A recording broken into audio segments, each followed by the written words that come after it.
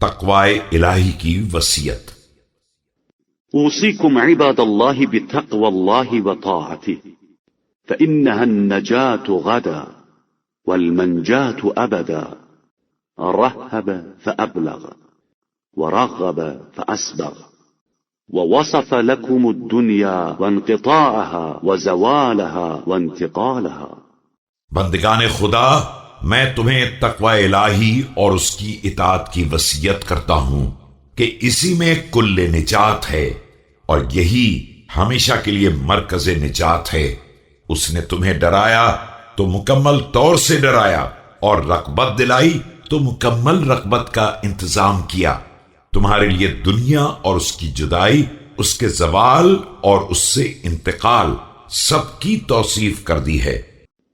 فأعرضوا عما يعجبكم فيها لقلة ما يسحبكم منها. أقرب دار من سخط الله وأبعدها من رضوان الله.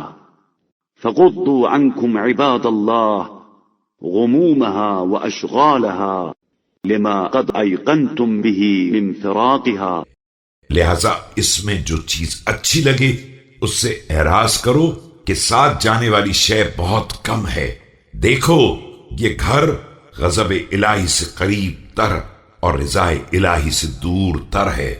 بندگان خدا، ہم و غم اور اس کے اشغال سے چشم پوشی کر لو کہ تمہیں معلوم ہے کہ اس سے بہرحال جدا ہونا ہے۔ وتصرف حالاتها فاحذروها حذر الشفيق الناصح والمجد الكادح، واعتبروا بما قد رأيتم من مصارع القرون قبلكم